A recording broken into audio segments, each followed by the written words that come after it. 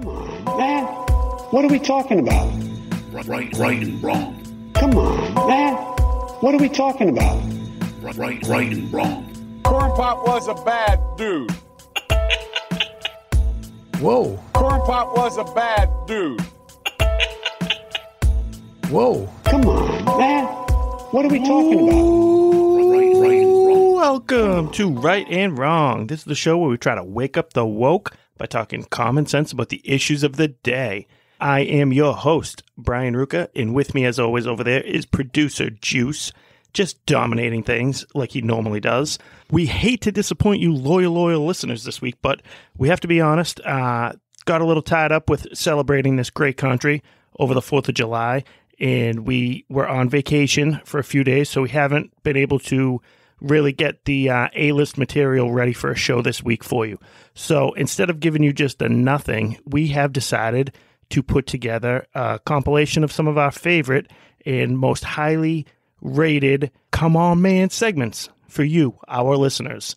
When I say we, I absolutely mean Juice over there because he's the greatest producer east of the Mississippi. So hang in there. We will be back with fresh new material next Thursday for you like we normally do. But until then, why don't you sit back and enjoy some of these awesome Come On Man segments of the day. Showtime!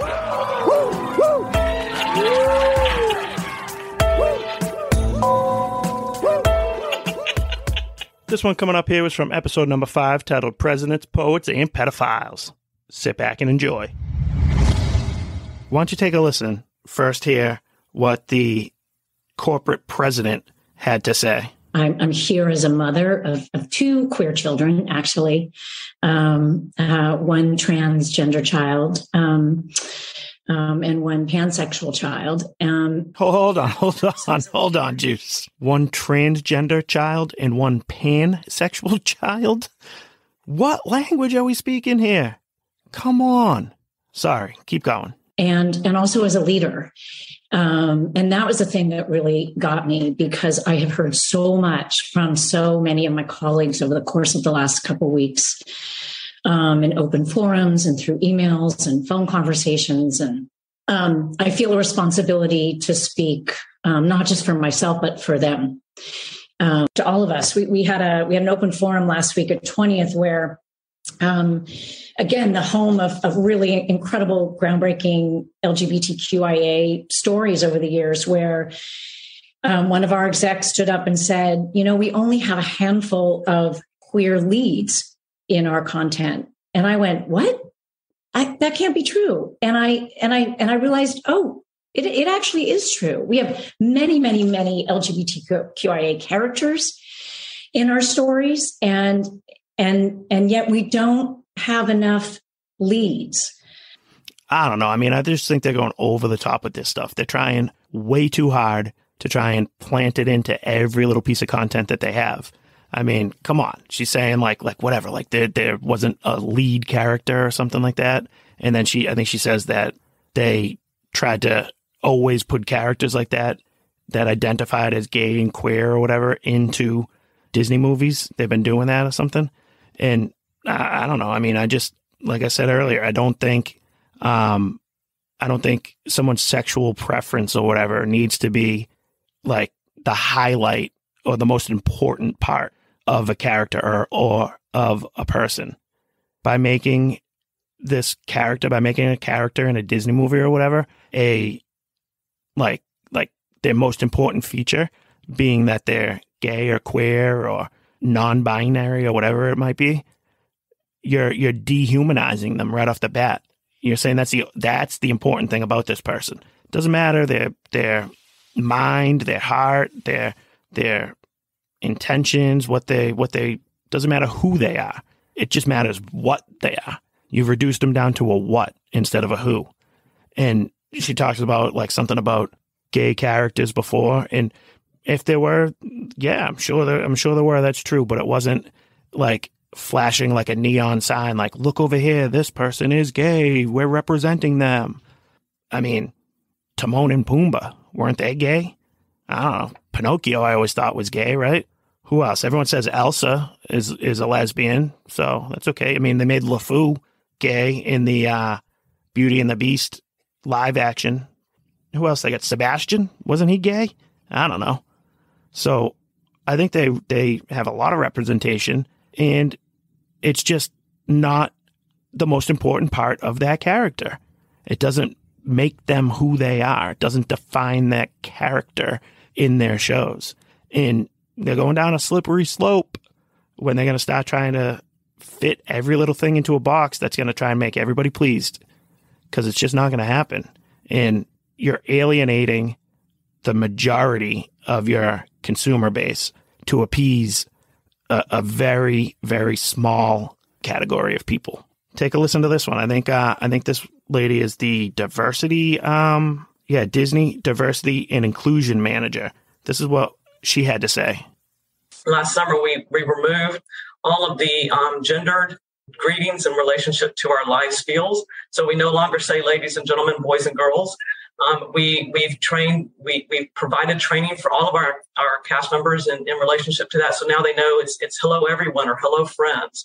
We are in the process of changing over those recorded messages. And so many of you are probably familiar when we brought the fireworks back to the Magic Kingdom. We no longer say ladies and gentlemen, boys and girls. We say dreamers of all ages. And so I love the fact that it's opened up the creativity, the opportunity for our cast members to look at that. We have our cast members working with merchandise, working with food and beverage, working with all of our guest facing areas where perhaps, we want to create that magical moment with our cast members, with our guests. And we don't want to just assume because someone might be in our interpretation, maybe presenting as female, that they may not want to be called princess. So let's think differently about how do we really engage with our guests in a meaningful and inclusive way that makes it magical and memorable for everyone. Unbelievable with this stuff, huh? I mean, Michael Knowles nailed it the best when he wrote a book called Speechless, Controlling Thoughts, Controlling Minds. Ding! And it was all about how the left and the progressives, they all try to just change meanings of words. They try to just make words fall into a category that they use. They use words in a way that they're the only ones who can understand them. The words don't work for the general population. So you hear what she said there? No more, good evening, ladies and gentlemen, boys and girls, children of all ages. They're going to start going, good evening, people. Good evening, everyone of everything. Good evening, humans of all kinds. Like, what are we doing here? It's absolutely ridiculous. I mean, if anything, if they're going to make the change, why don't you just start saying everybody then? Don't make it so broad. Say, good evening, ladies, gentlemen, boys and girls, lesbians, pansexuals, gender nonconforming, non-binaries, queer, gay, and not sure what else. But why don't they just say that? Can we have your attention, please? It'll take them 15 minutes just to make an introduction.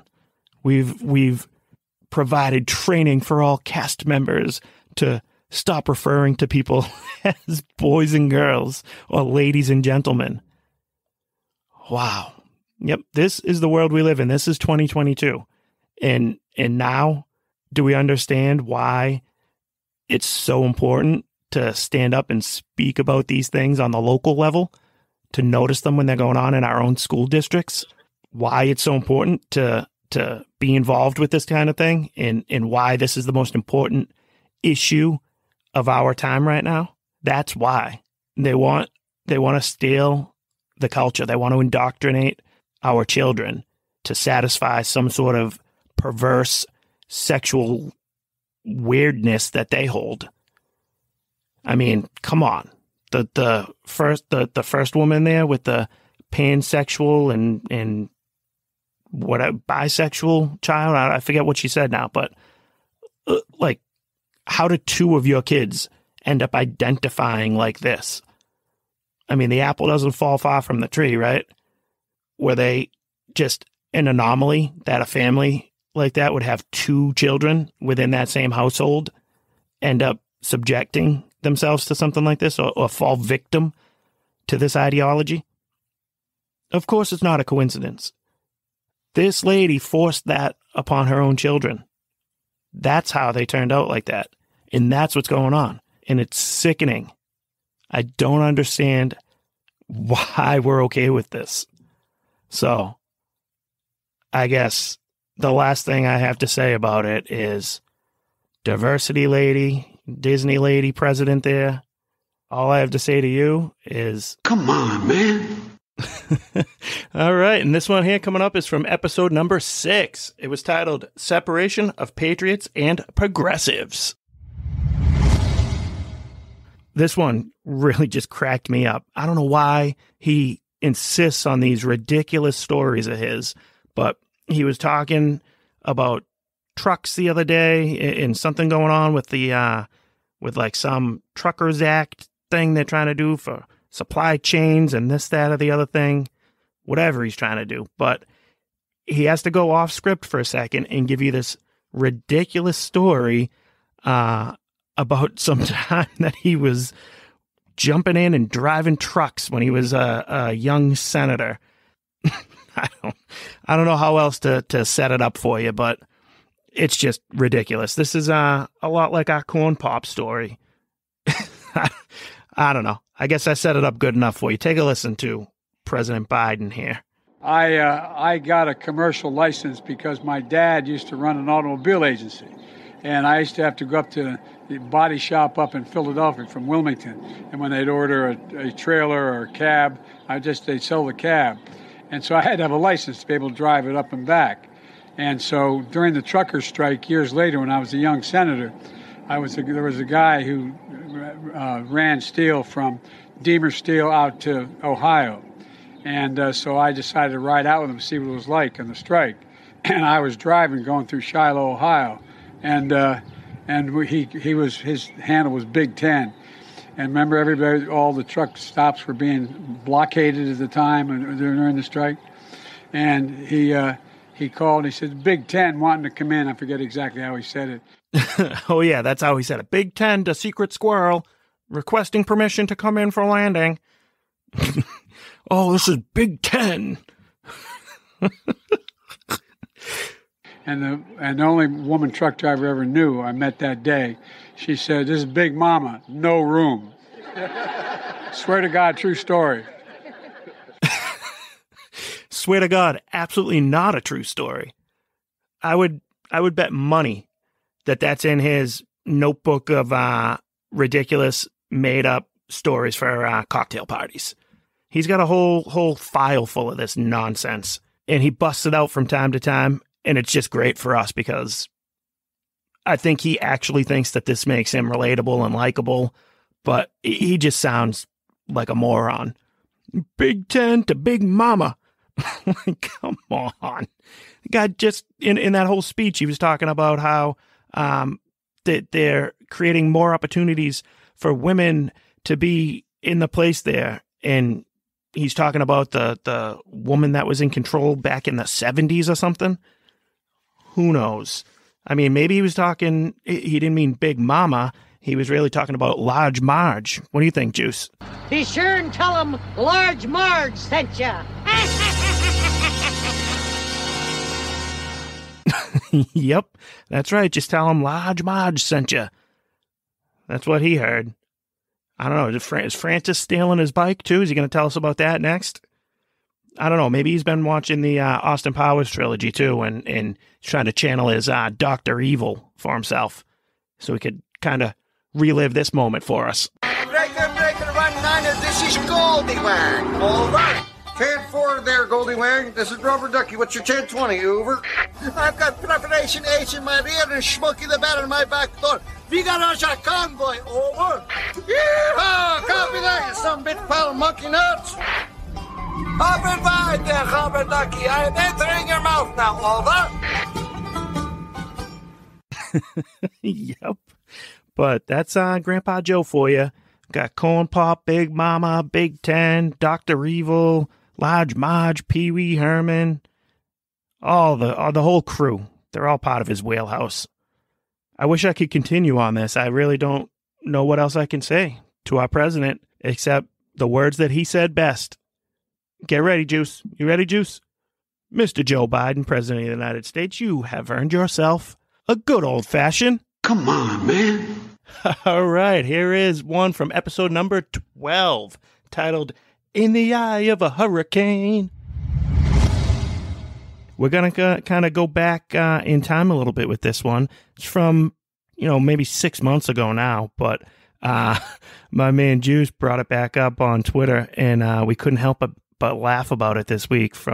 It's a video from a Microsoft event that they were hosting for like a huge community online, and the the virtue signaling woke nonsense is incredible. It's absolutely hilarious. I think what I say in the beginning there, that these people are trying to earn themselves the gold medal in the woke Olympic word jargon type of stuff. So without further ado, why don't we go to the video and hear from these Microsoft people. Hello and welcome to Microsoft Ignite. We've got a big day ahead and lots in store for you.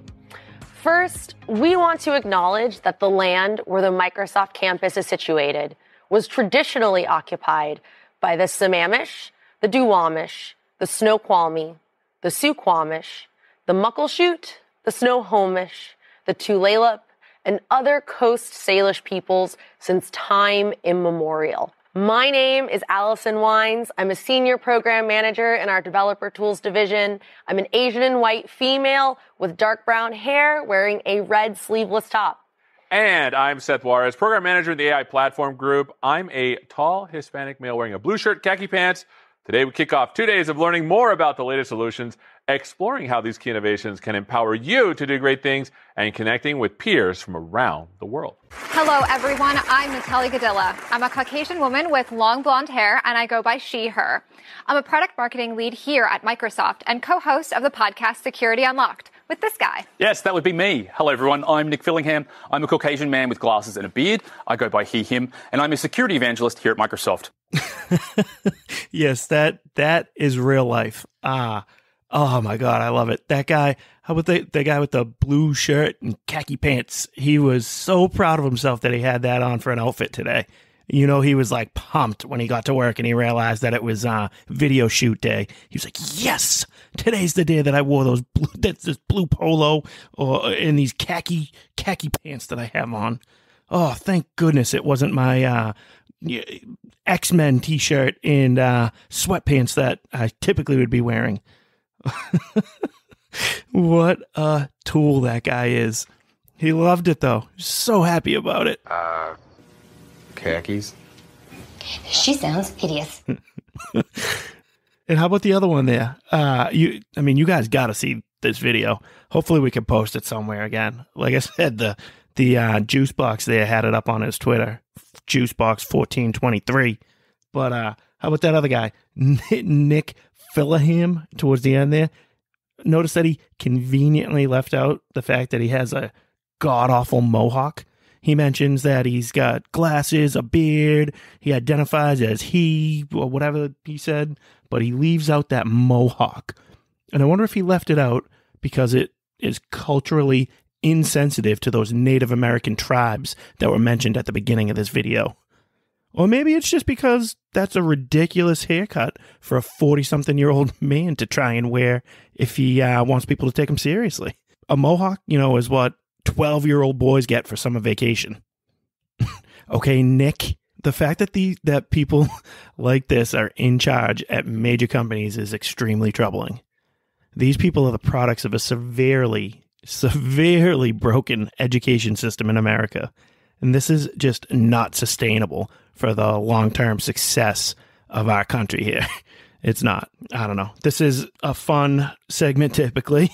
We like to poke a little fun and make fun of the ridiculous people on the left.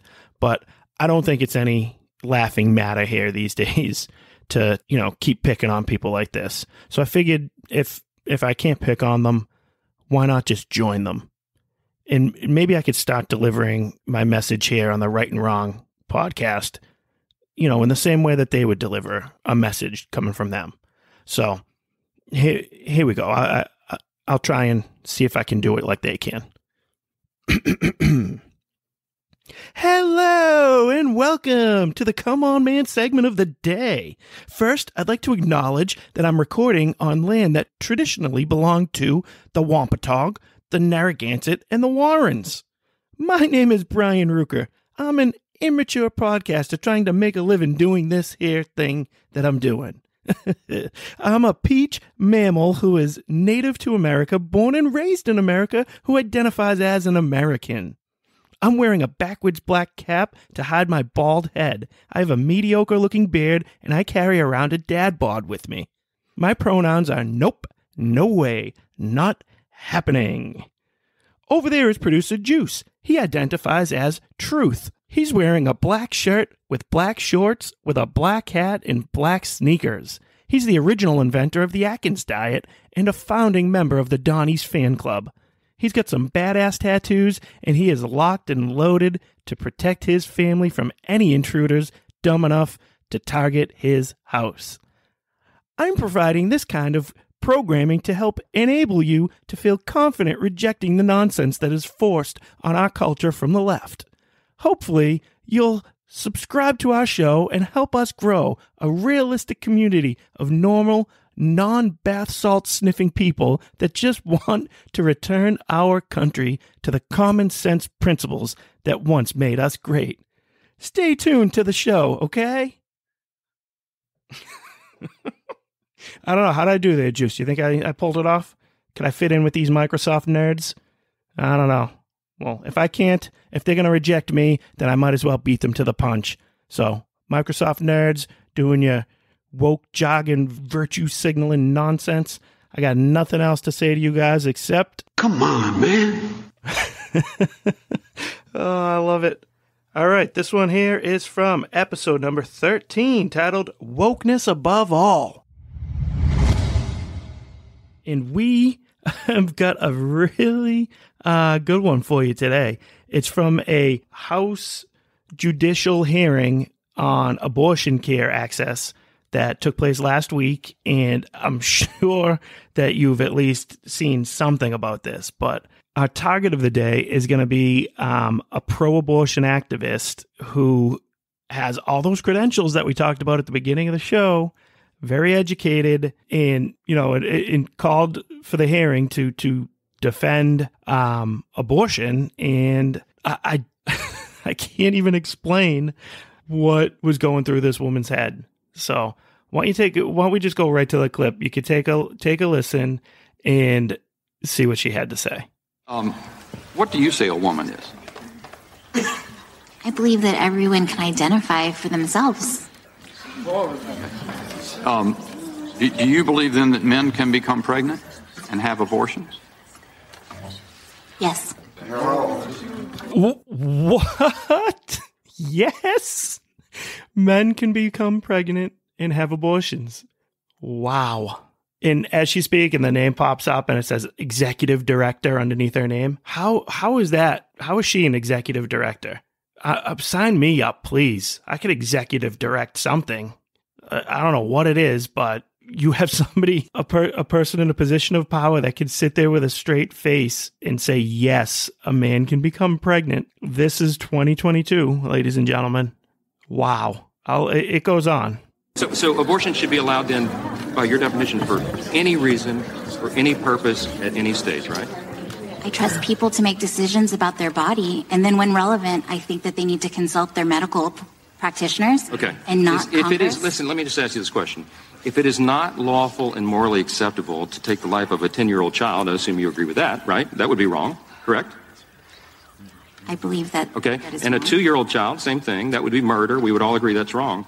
Then what is the principal distinction between the human being that is 2 years old or 9 months old or 1 week old or an hour old than one that is 8 inches further up the birth canal in the utero? What's the difference? Why is it okay in the latter case and not the former cases? I trust people to determine what to do with their own bodies. Wow. Full stop. Oh, I love it. Full stop. Like, she's completely baffled. If you see this video, it's amazing because she's sitting there. She's got like these weird glasses on. Like, she's one step away from like having a piece of gum that she's like twirling around her finger, like hanging out of her mouth as she's like trying to listen to the question, confused by it. Well, it's like a totally great day. It's like totally awesome. Hesitantly, she admits that allowing a mother to kill her 10-year-old is wrong. She didn't want to commit to that, but she did. And then she's sitting there looking at him all confused, and she even delays on the question because she doesn't know what to say when he's like, the difference between, 8 weeks after being born, however he termed it there, then 8 inches up the birth canal. And I trust women to do what they think is best.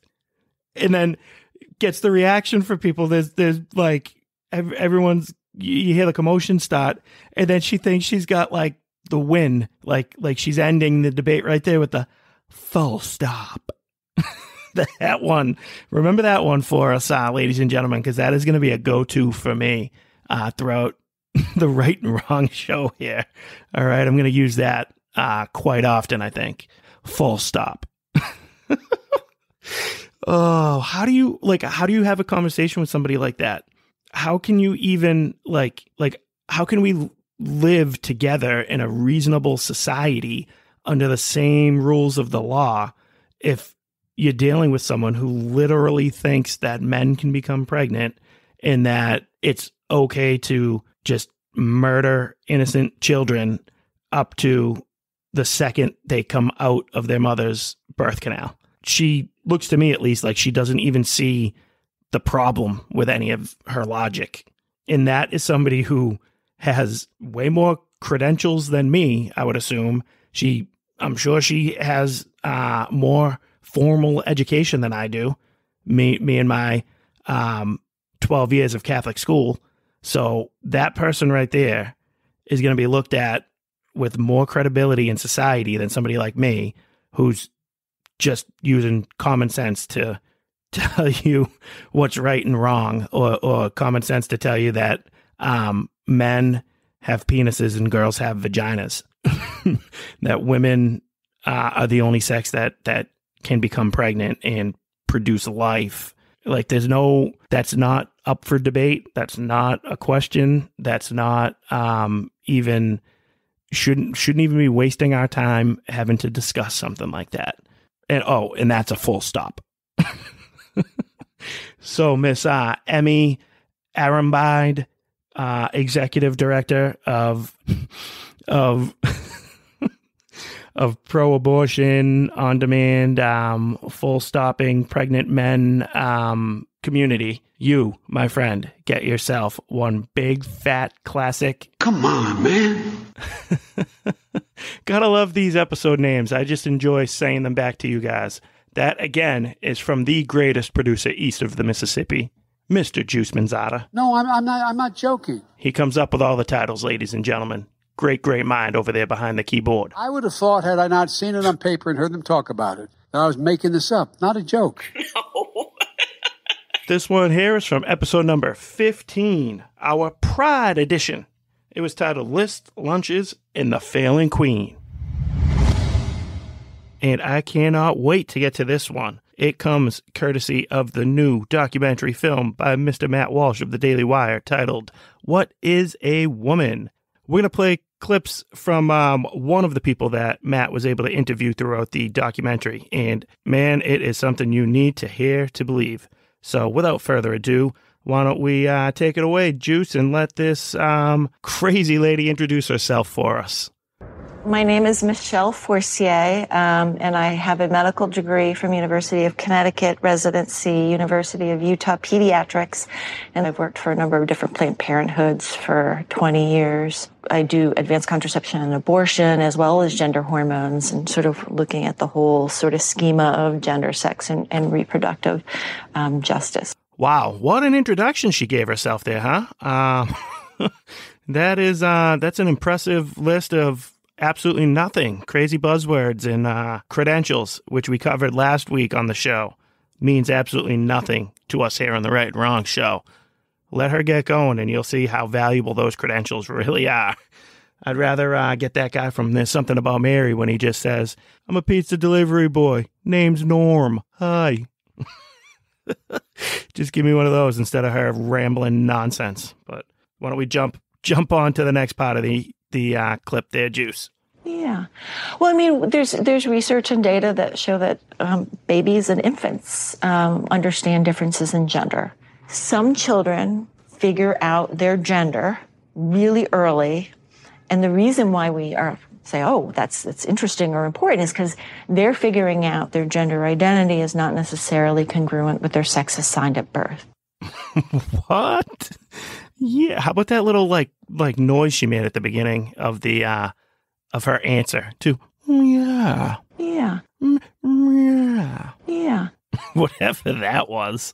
But babies are figuring it out at what? No, they're not. You know what figures it out? Penises or vaginas. That's all it is. Stop overcomplicating this. And she thinks she's a genius with this stuff. Real proud of herself, sophisticated, with her fancy blue hair. Ugh. All right, keep going, Juice. When the doctor sees the penis and says, this is a male, has the sex of male, that's a arbitrary distinction. Telling that family, based on that little penis, that your child is absolutely 100% male identified, no matter what else occurs in their life, that's not correct. Yes, it is. It's correct. That little penis, whether it's little, huge, medium, whatever it may be, that is the greatest indication that it's a boy. No matter what else happens in that child's life, no matter what other things this person goes on to encounter or experience or whatever else she wants to talk about, that child is and always will be a male. What's the gender affirmation process? Affirmation means that as a pediatrician, as someone who says my job is to provide the best medical care for you, is I need to listen really carefully.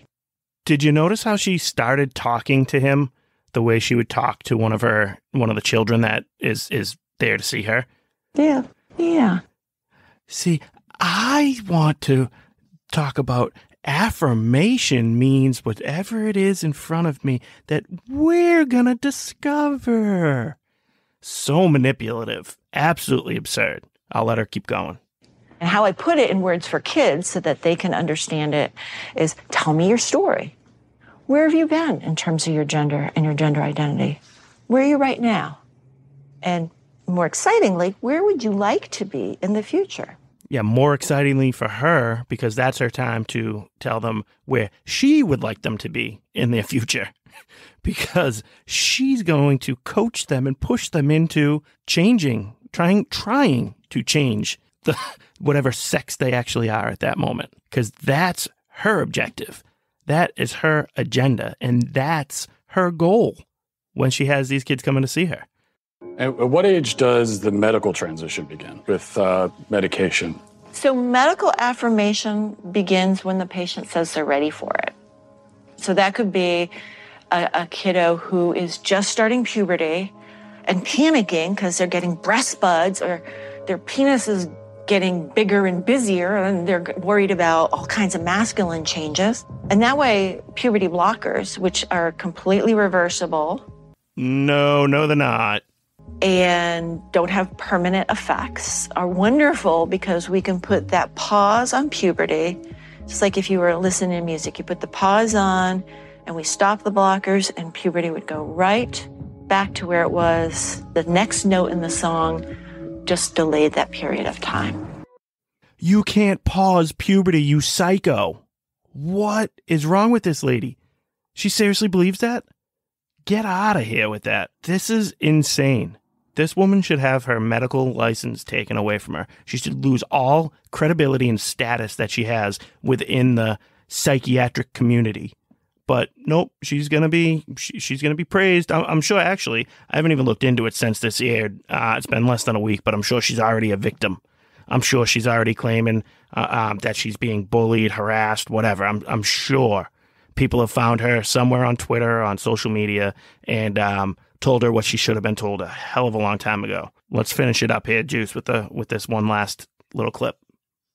One of the drugs used is Lupron, right? Which has actually been used to chemically castrate sex offenders? You know what?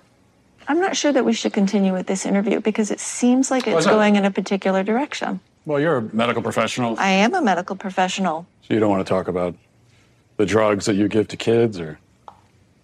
Again, I'm a physician and I use medication. You're choosing exploitive words. Drugs I give to kids. I'm choosing a chemical word castration. that was in a dictionary. That's not a correct term for puberty blocking. I could look it up on my phone, but I'm pretty sure if I looked it up, you can look it up on your phone. It says medical definition: the administration of a drug to bring about a marked reduction in the body's production of androgens and especially testosterone. And I'm saying, as a pediatrician who takes care of hundreds of these kids, when you use that terminology, you are being malignant and harmful. I mean, there are some who would say that giving chemical castration drugs to kids is malignant and harmful. It's about the context of caring for a child and seeing the suffering that kids can have that have not been in affirmative home situations. Wow. Yeah, we here on the Right and Wrong show would call it chemical castration. Yep, we're in favor of that terminology being used here, doctor. Sorry that you don't like calling a spade a spade. Like, is what it is. What are you doing to these children? And the manipulation of words there with calling it gender affirming drugs or whatever she said, that healthcare. It's not affirming their gender. It's actually lying about their gender. It's teaching them to avoid their psychological problems. It's teaching them to avoid what's at the root of the problem here. And for her to actually sit there and think, you start putting like a 12-year-old, 13-year-old on drugs like that, you think you're going to be able to pick back up with puberty when they decide at 25 years old that, you know what, they want to go back to being who they actually are? We're going to have 25-year-olds, 30-year-olds, 40-year-olds walking around going through puberty? Get out of here with that. Ugh. I'm sorry, Michelle Forcier, whatever the hell your name is. You are a complete psycho, and I would want you nowhere near my children. I don't think you should be near anybody's children, and I think you should be in a jail cell somewhere. So you, my friend, the least of your worries today is the fact that you're getting one big old fat... Come on, man. All right, and that'll do it for us. I hope you enjoyed this compilation of our Come On, Man segments of the day. We sure enjoy bringing them to you.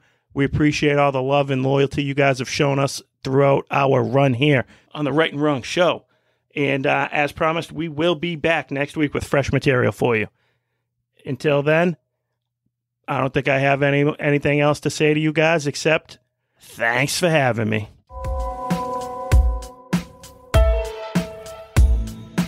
The Right and Wrong show is produced by Juice. Executive producer, Juice. Audio mixer is Juice. Hair by Skull Shavers. Wardrobe and makeup by Ashley Ruka. Right and Wrong song created by Juice. The Right and Wrong show is copyright 2022 from Brian Ruka. Not a joke.